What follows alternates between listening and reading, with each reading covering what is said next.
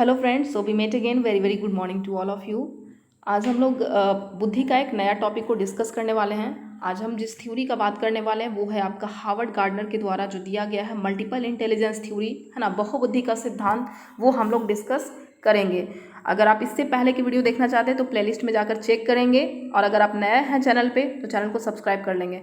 Friends, इससे last class में हमने डिस्कस किया था बहुकारक सिद्धांत के बारे में, है ना। वो आपका बहुकारक सिद्धांत था, और यहाँ पे क्या है, बहुबुद्धि सिद्धांत है। ठीक है, तो आप दोनों नामों में बिल्कुल कंफ्यूज नहीं होंगे, है ना। वो आपका बहुकारक सिद्धांत था, मल्टी फैक्टर थ्योरी था, और यहाँ पे आप पढ़ने जा रहे हैं मल्टीपल इंटेलिजेंस थ्योरी। ठीक है, तो बहुकारक सिद्धांत में कौन लोग आते हैं? थॉर्नडाइक और गिलफोर्ड का नाम आता है। गिलफोर्ड का बहुकारक सिद्धांत को क्या कहते हैं? तो 3 डायमेंशनल थ्योरी हम लोग इसके नाम से जानते हैं।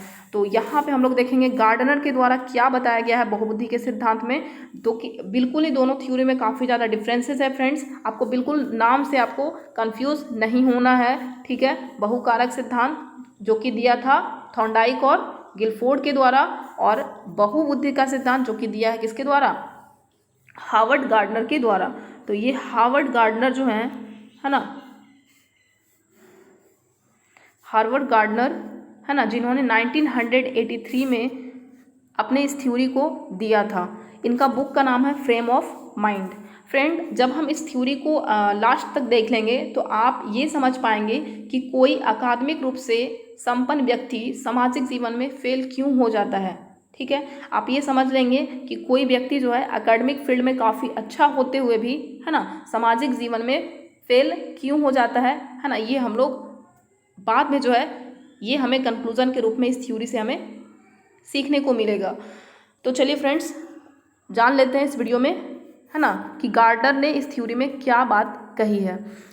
फ्रेंड्स, गार्डनर का कहना था कि प्रत्येक व्यक्ति जो होता है वो यूनिक होता है ना। प्रत्येक व्यक्ति अद्वितीय होता है ना। सभी व्यक्तियों में जो है सभी प्रकार के बुद्धि का मिश्रण होता है। ठीक ना, मतलब सभी प्रकार के बुद्धि जो है किसी भी व्यक्ति में प्रेजेंट होता है। हाँ, ये अलग बात है कि सभी प्रकार के बुद्धि में से संभावना ये है कि वह एक व्यक्ति में जो है किसी दूसरे व्यक्ति की तुलना में कोई क्षमता जो है अधिक हो सकता है, और कोई क्षमता जो है कम भी हो सकता है। तो चलिए फ्रेंड्स, यहाँ पे हम जानते हैं कि इन्होंने बुद्धि के क्या क्या कौन कौन से प्रकार इन्होंने दिया था। ये अमेरिकी संज्ञानवादी हैं। ठीक है, इन्होंने जो है पियाजे और इरिक्सन से प्रभावित, ये जो है पियाजे और इरिक्सन से क्या थे? प्रभावित थे। फ्रेंड्स, सर्वप्रथम इन्होंने बुद्धि के 7 प्रकार दिया था। ठीक है, स्टार्टिंग में इन्होंने बुद्धि के 7 प्रकार के बारे में बताए थे, लेकिन धीरे धीरे जो है 8वां प्रकार 1998 में जोड़ दिया। इसी तरह से 9वां जो प्रकार है वो 2000 ईस्वी में इन्होंने जोड़ा। तो हम यहाँ पे 9 जो कौन कौन से प्रकार हैं उसके बारे में हम लोग डिस्कस करने वाले हैं। तो देख लेते हैं वो कौन कौन सा 9 प्रकार है बुद्धि का जो कि दिया गया है हार्वर्ड गार्डनर के द्वारा। तो पहले जो बुद्धि का प्रकार है वो है आपका लिंग्विस्टिक इंटेलिजेंस, भाषाई बुद्धि जिसको बोलते हैं। भाषाई बुद्धि किसको बोलते हैं? वो लोग जिनमें भाषा की काफ़ी अच्छी पकड़ होती है ना, अर्थात वर्ड और सेंटेंसेस, है ना, वर्ड्स और सेंटेंसेस को काफ़ी अच्छे से कॉम्प्रिहेंड कर पाते हैं, उनको समझ पाते हैं। इसके अलावा इनका जो राइटिंग होता है वो काफ़ी अच्छा होता है, गुड राइटिंग एंड रीडिंग और राइटिंग का जो इनके अंदर स्किल है वो काफ़ी अच्छा होता है। इसके अलावा ये लोग जो हैं जिनके पास भाषाई बुद्धि होता है वो किसी भी न्यू वर्ड्स के मेमोराइजेशन इनकी काफ़ी अच्छी होती है। मतलब कोई भी नए वर्ड्स को ये बोलते समय या लिखते समय आराम से इनको याद आ जाता है। तो आपने देखा कि भाषाई बुद्धि में किनके किनके पास होता है। तो यहाँ पे आपने देखा कि जिनके पास वर्ड्स को या फिर सेंटेंसेस को कॉम्प्रिहेंड करने की अच्छी क्षमता होती है ना, उनके अंदर भाषाई बुद्धि पाया जाता है। जिनका गुड रीडिंग एंड राइटिंग होता है ना, उनमें जो है भाषाई बुद्धि या इस प्रकार की बुद्धि पाई जाती है। तो फ्रेंड्स, ऐसी बुद्धि किनके पास होता है? तो वो है आपके पोएट, है ना, कवि, या फिर जो लेखक होते हैं राइटर, इन लोगों में इस तरह की बुद्धि ज़्यादा पाई जाती है। नेक्स्ट जो बुद्धि का प्रकार है वो है आपका लॉजिकल मैथमेटिकल इंटेलिजेंस, मतलब तार्किक गणितीय बुद्धि। अब जैसा कि नाम है आपका, तो वैसे व्यक्ति में होगा जिनमें तर्क करने की क्षमता होती है। अब जिन व्यक्तियों में तर्क करने की क्षमता अधिक होती है उनमें क्या हो जाएगा, तार्किक बुद्धि होगा। और गणितीय बुद्धि मतलब जिनमें गणितीय समस्याओं से संबंधित समाधान करने की क्षमता होगा।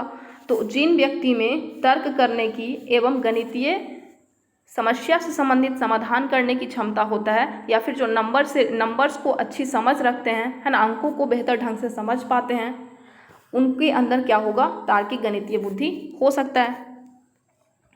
अब ऐसे लोग कौन हो सकते हैं, गणितज्ञ, वैज्ञानिक, है ना, जो भी आपके साइंटिस्ट हैं, जो भी आपके मैथमेटिशियन हैं, उन सभी में तार्किक गणितीय बुद्धि पाया जाता है। नेक्स्ट है आपका स्थानिक इंटेलिजेंस, है ना, स्पेशल इंटेलिजेंस। ये क्या होता है, स्पेशल मतलब स्पेस से रिलेटेड, है ना, स्थान से रिलेटेड। तो स्थानिक बुद्धि का मतलब क्या होता है, जो कि स्पेस को देख करके या फिर स्थान को देख करके कल्पना करने की क्षमता जिसके अंदर काफ़ी तीव्र होता है। मतलब जो लोग स्थानिक चित्र को अपने मानसिक रूप से, है ना, अपने क्षमता के अनुसार, अपने मानसिक क्षमता के अनुसार उसको परिवर्तित करने की क्षमता रखते हैं। आपने देखा होगा मूर्तिकार को, है ना, या फिर जो भी डिज़ाइनर होता है वो कहाँ पे किस तरीके से जो है परिवर्तन कर करके उसको बेहतर बनाया जा सकता है ना, वो लोग ठीक ढंग से कर पाते हैं। तो ऐसे लोग जो हैं वो आएंगे किसमें, स्थानिक बुद्धि के अंतर्गत। तो जो मूर्तिकार हो गया, है ना, जो स्कल्पचर हो गया, वो आएंगे आपके स्थानिक बुद्धि के अंतर्गत। नेक्स्ट आपकी जो है प्रकार बुद्धि का, वो है शारीरिक गतिक बुद्धि, है ना, मतलब बॉडी काइनेस्थेटिक इंटेलिजेंस।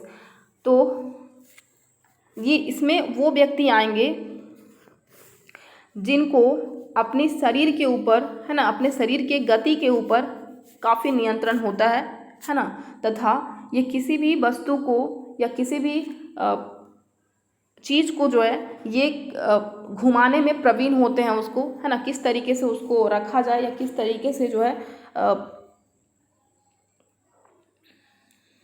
उस पर नियंत्रण किया जाता है ना, वस्तुओं पे काफ़ी अच्छा इनका नियंत्रण होता है। तो वस्तुओं को उपयोग करने की क्षमता, है ना, उनको जो है काफ़ी अच्छे से आता है। तो ऐसे लोग कौन हो जाएंगे, तो जिनकी जो है शारीरिक गति में जिनको नियंत्रण होता है। तो ऐसे लोग जितने भी खिलाड़ी हैं, है ना, जो भी क्रिकेट खिलाड़ी या फिर टेनिस खिलाड़ी, तो ऐसे लोग जो हैं आएंगे आपके किस में, बॉडी काइनेस्थेटिक इंटेलिजेंस में। इसके अलावा जो आपका न्यूरो सर्जन्स, है ना, न्यूरो सर्जन, इसके अलावा जो आपका शिल्पकारी, है ना, शिल्पकारियाँ, ये सभी लोग जो है किस में आएंगे, शारीरिक गतिविधि के अंतर्गत आएगा। क्योंकि इन लोगों को किसी भी वस्तु को, है ना, सावधानी पूर्वक रखने में जो है काफ़ी ज़्यादा प्रवीण होते हैं, उनको उपयोग करने की क्षमता इनमें अधिक पाई जाती है।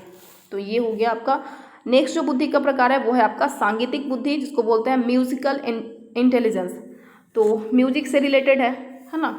तो जिन लोगों को म्यूजिक का जो ताल है, सुर है ना, लय है, उसको सही ढंग से समझने की क्षमता होती है, तो ऐसे लोग आ जाएंगे किसमें, सांगीतिक बुद्धि के अंतर्गत। ऐसे लोगों को जो है संगीत में निपुणता विकसित करने की क्षमता होती है ना। ऐसे लोग जो है जल्दी ही संगीतकार या फिर गीतकार बन सकते हैं। तो जो संगीतकार हैं, है ना, जो गीतकार हैं, ये लोग आ जाएंगे म्यूजिकल इंटेलिजेंस के अंतर्गत, है ना, मतलब उनमें जो है सांगीतिक बुद्धि हो सकता है। नेक्स्ट है आपका अंतर्वैयक्तिक बुद्धि, जिसको बोलते हैं इंटरपर्सनल इंटेलिजेंस। अब ये किस प्रकार की होगा, एक है आपका अंतर, एक है आपका अंतरा, ठीक है। पहले हम अंतर्वैयक्तिक बुद्धि, जिसको हम इंटरपर्सनल इंटेलिजेंस बोल रहे हैं, उसको समझने का प्रयास करते हैं।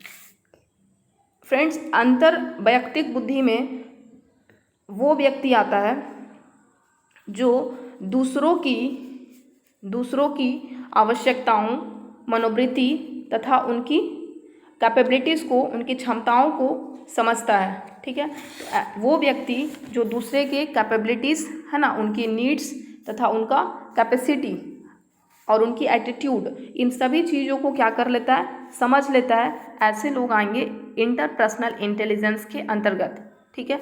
तो आप खुद से ये बता सकते हैं कि ऐसे लोग कौन होते हैं जो दूसरे को समझ लेते हैं। तो जितने भी आपका फिलॉसफर हैं, है ना, जो भी दार्शनिक हैं, इसके अलावा जो भी मनोवैज्ञानिक हैं, वो दूसरे के, है ना, मनोवृत्ति को क्या कर लेते हैं, समझ लेते हैं। तो ये लोग जो है आपके किस में आ जाएगा, अंतर्वैयक्तिक बुद्धि के अंतर्गत आएंगे। मतलब इन लोगों में अंतर्वैयक्तिक बुद्धि जो है अधिक पाया जाएगा।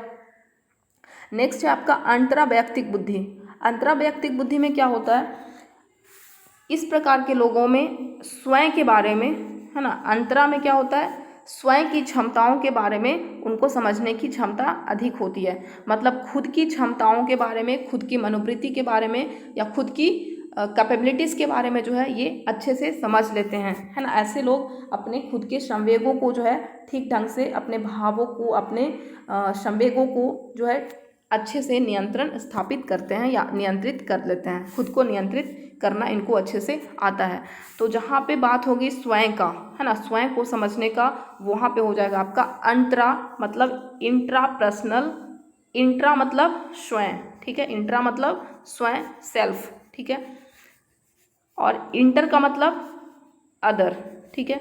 मतलब यहाँ पे दूसरे के बारे में, दूसरे के एटीट्यूड के बारे में, दूसरे की क्षमताओं के बारे में लोग जानते हैं, और यहाँ पे खुद के बारे में उनको जो है पता होता है कि उनकी क्या क्षमता है, उनका क्या कैपेबिलिटीज़ है, उनकी क्या कैपेसिटी है, उनका क्या पोटेंशियल है ना। खुद के बारे में, सेल्फ के बारे में उनको नॉलेज होता है।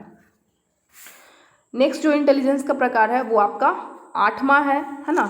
8वां बुद्धि का प्रकार कब जोड़ा गया था, 1998 में जोड़ा गया था।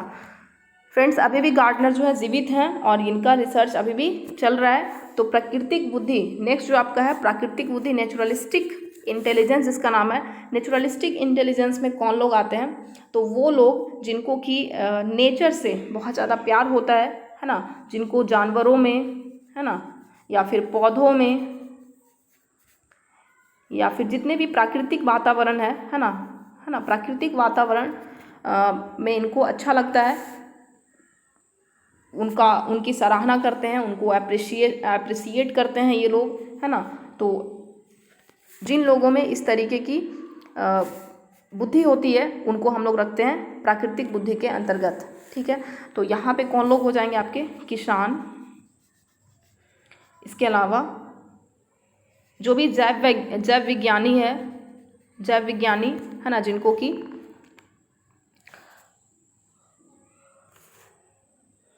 मतलब जिनको कि जीवों में बहुत ज़्यादा लगाव है, ठीक है, जीवों के बारे में वो काफ़ी ज़्यादा सराहना करते हैं, ठीक है। तो जो भी बायोलॉजिस्ट हैं, इसके अलावा जो भी बोटानिस्ट हैं, वनस्पति, है ना, जिनको पेड़ पौधे से काफ़ी ज़्यादा लगाव है, ऐसे लोग जो हैं आएंगे आपके प्राकृतिक बुद्धि के अंतर्गत। नेक्स्ट एंड लास्ट जो है आपका वो है अस्तित्ववादी बुद्धि, जिसको बोलते हैं एग्जिस्टेंशियलिस्ट इंटेलिजेंस या फिर एग्जिस्टेंशियल इंटेलिजेंस। तो अस्तित्ववादी बुद्धि में कौन लोग आते हैं, देखिए हार्वर्ड गार्डनर जो है, ये जो इंटेलिजेंस का जो ये प्रकार है वो 2000 ईस्वी में इसको जोड़ा था अपने इस सिद्धांत में। यहाँ पे वो लोग आएंगे जिनको संसार के बारे में जो छिपे हुए रहस्य होते हैं, संसार के जो छिपे हुए रहस्य हैं, है ना, जैसे जीवन मृत्यु का क्या होता है ना, जिंदगी क्या है, मौत क्या है ना, उसकी वास्तविकता के बारे में जानने को इच्छुक रहते हैं। तो ये लोग जो हैं वो आएंगे अस्तित्ववादी बुद्धि में, या कह सकते हैं कि इसमें आध्यात्मिक और धार्मिक जो बुद्धि होता है ना, वो इसमें शामिल होता है। तो ऐसे लोग कौन से हो जाएंगे, जो भी स्पिरिचुअल गुरुज हैं, है ना, जो भी आध्यात्मिक गुरु हैं, वो लोग इसके अंतर्गत आ जाएंगे, ठीक है, आध्यात्मिक गुरुज। इसी तरीके से जो भी दार्शनिक चिंतक है, ठीक है, दार्शनिक चिंतन करने वाले जो व्यक्ति हैं, तो दार्शनिक जो चिंतक है, जिसको फिलोसफर थिंकर्स बोल सकते हैं, तो दार्शनिक चिंतक जो है वो भी आपके एग्जिस्टेंशियलिस्ट इंटेलिजेंस में आ सकते हैं, क्योंकि ये भी जो है कहीं ना कहीं काफ़ी ज़्यादा ज़िंदगी में या फिर मानव संसार का जो छिपा हुआ रहस्य है ना, उसको ये जानने को उत्सुक रहते हैं। तो इस प्रकार से जो है 9 प्रकार के बुद्धि के बारे में गार्डनर ने बताया था। अब फ्रेंड्स, हम यहाँ पे अगर कंक्लूज़न करें तो बुद्धि के बारे में इन्होंने क्या बात किया है, तो सबसे पहले हम लोगों ने देखा था कि बुद्धि के बारे में इन्होंने क्या बताया कि 9 तरह के बुद्धि होते हैं, ठीक है। इन्होंने बताया कि प्रत्येक जो सामान्य व्यक्ति है, ठीक है ना, प्रत्येक सामान्य व्यक्ति उन सभी में जो है क्या होता है, सामान्य व्यक्ति जितने भी होते हैं, है ना, उन सभी व्यक्तियों में जो है इन 9 तरह के जो बुद्धि होते हैं वो प्रेजेंट होता है। अब यहाँ पे ये अंतर हो सकता है कि किसी व्यक्ति में कोई बुद्धि अधिक विकसित हो सकती है। इसका कारण क्या हो सकता है, किसी व्यक्ति में कोई बुद्धि अधिक क्यों विकसित हो सकता है? इसका कारण हो सकता है अनुवांशिकता, है ना, हेरिडिटरी, या इसके अलावा जो भी प्रशिक्षण है ना, वो काफ़ी ज़्यादा उस चीज़ में प्रशिक्षण लिया होगा, ट्रेनिंग लिया होगा, जिसके कारण वो बुद्धि उसके अंदर ज़्यादा विकसित हो गई। तो यही कारण है, आपसे जो मैंने कहा था स्टार्टिंग में, है ना, कि आप इस थ्योरी के लास्ट में ये जान पाएंगे कि कोई व्यक्ति अकादमिक रूप से संपन्न होता है ना, इसके बावजूद भी वो सामाजिक जीवन में फेल क्यों हो जाता है। ठीक है, तो यहाँ पे यही इसका आंसर होगा कि कोई व्यक्ति जो है, मतलब किसी दूसरे व्यक्ति के कंपैरिजन में किसी व्यक्ति में जो है अधिक क्या हुआ, बुद्धि का विकास हो जाता है। कारण क्या है, अनुवांशिकता और प्रशिक्षण। ठीक है, तो आप ये समझ गए यहाँ तक। अब फ्रेंड्स यहाँ पे एक प्रश्न आपको सीटेट में पूछा जाता है ना, प्रश्न पूछा जाता है इस तरीके से कि अगर कोई व्यक्ति है ना, उसको ब्रेन डैमेज हो जाता है ना, किसी कारण से मस्तिष्क क्षति हो जाती है, तो क्या व्यक्ति में जो है सभी प्रकार के बुद्धि जो है खत्म हो जाएगा या किसी एक प्रकार के बुद्धि खत्म हो जाएगा। ठीक है ना, कुछ इस तरीके के इस कॉन्सेप्ट पे आधारित आपको क्वेश्चन देखने को मिलता है। तो यहाँ पे फ्रेंड्स आप ये जान लीजिए, अगर किसी कारण से कोई मस्तिष्क क्षति हो जाता है, आपका ब्रेन डैमेज हो जाता है, तो व्यक्ति में जो है किसी एक तरह की बुद्धि ही क्षतिग्रस्त होगा, है ना। ये नहीं कि सभी प्रकार की बुद्धि जो है क्षतिग्रस्त हो जाएगा, तो किसी एक प्रकार की बुद्धि जो है क्षतिग्रस्त होने से, है ना, दूसरे तरह की जो बुद्धि है ना, दूसरे तरह की जो बुद्धि है, इस पर कोई प्रभाव नहीं पड़ेगा इस क्षति का। कहने का मतलब ये है, मतलब कि किसी एक बुद्धि के क्षति होने से दूसरे बुद्धि पर कोई प्रभाव नहीं पड़ता है। अब फ्रेंड्स यहाँ पे हम ये समझ लेते हैं एक चीज़, है ना, एक उदाहरण स्वरूप में, कि कोई व्यक्ति होता है, ठीक है, आपको देख सकते हैं या फिर आप अपने इर्द गिर्द जो है समाज के बहुत सारे लोगों में आप ये देख सकते हैं, है ना। कुछ लोग ऐसे होते हैं जिनका कि कॉलेज लाइफ काफ़ी अच्छा होता है ना, कॉलेज